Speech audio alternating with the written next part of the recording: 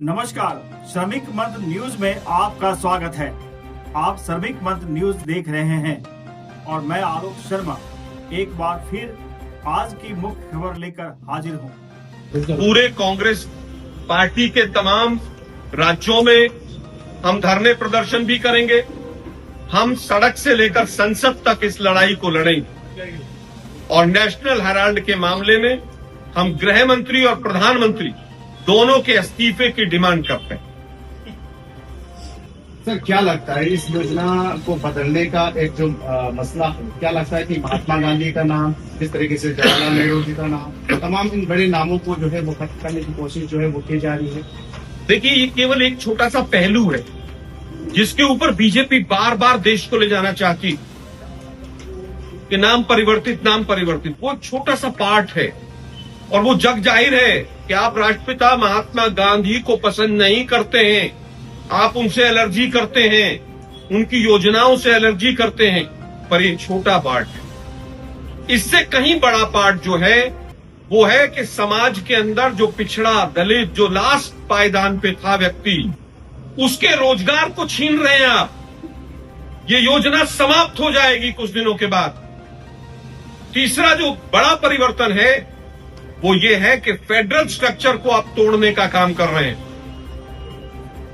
क्योंकि entire political science के degree धारक है मोदी साहब। वो भी आज तक ओरिजिनल तो आपने देखी नहीं, हमने देखी नहीं। लेकिन दुर्भाग्य ये है, कोई पायलट प्रोजेक्ट नहीं, कोई होमवर्क नहीं, और निर्लज्जता के साथ मंत्री महोदय, रूरल डेवलपमेंट मिनिस्टर चौहान साहब कह रहे हैं बहुत भ्रष्टाचार था इसमें। अरे भाई, 20 साल 15 साल आप मुख्यमंत्री रहे हो, आप अपने ऊपर ही सारी उंगलियां उठा रहे। डबल इंजन सरकार, ट्रिपल इंजन सरकार, 4 इंजन सरकार। भ्रष्टाचार था तो भ्रष्टाचार को दूर करना था ना। महात्मा गांधी के नाम को हटाकर आप विश्व परिदृश्य में क्या संदेश देना चाहते हैं? एक तरफ वर्ल्ड जियो पॉलिटिक्स में नेगेटिव इंपैक्ट जाएगा, दूसरी तरफ आर्थिक ढांचे को नकारात्मक बल मिलेगा, तीसरी तरफ इस योजना समाप्ति की ओर चली जाएगी। 14 करोड़ जॉब कार्ड बने हुए हैं, पिछले साल 8.5 करोड़ रह गए 2014 से घटते घटते, और मात्र 74 लाख लोगों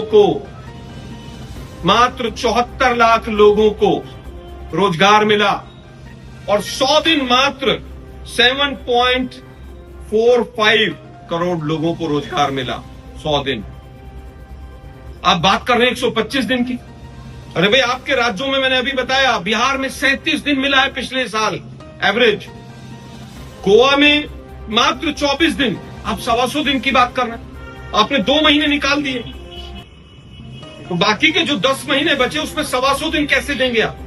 क्योंकि आप देना ही नहीं चाहते। पहले भी तो नरेगा था, बाद में महात्मा गांधी का नाम। मैं कहता हूं राष्ट्रीय से हमने महात्मा गांधी किया, और कल्याण सिंह जी ने कहा कि बहुत अच्छा काम किया, भाजपा ने कोई आपत्ति नहीं, पर राष्ट्रीय शब्द था उससे हम महात्मा गांधी पर ले गए, क्योंकि महात्मा गांधी जी कहते थे श्रम जो है वो पूजा है। वो कहते थे राम राज्य आना चाहिए। वो कहते थे भारत की, हिंदुस्तान की आत्मा गांवों में बसती है, क्योंकि उनकी मूल भावना थी, इसलिए हमने राष्ट्रपिता के नाम पर रखा। लेकिन आज जो किया है हिंदी अंग्रेजी का मिश्रण करके, और जो बापू अंत में भी हे राम कह के गए, आज आप राम का नाम लेकर ही समाज में विभाजन पैदा करना चाहते हैं।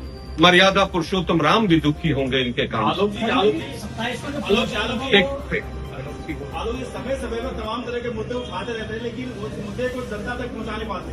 कहाँ विफल रहते हैं?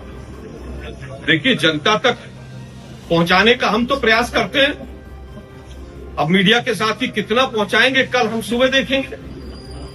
जिस देश में चीफ जस्टिस ऑफ इंडिया को माथे पे जूता मारा जाता हो,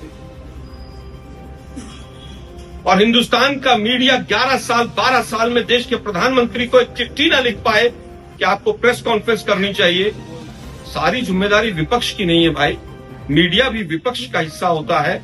हमारी तरफ आइए, सनातन को भी बचाएंगे, देश को भी बचाएंगे, युवाओं के भविष्य को भी बचाएंगे।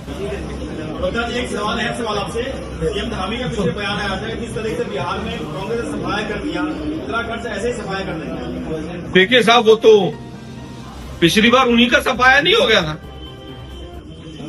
खुद तो हारे हुए मुख्यमंत्री हैं। देश में वोट चोरी की सरकार चला रहे हैं मोदी जी।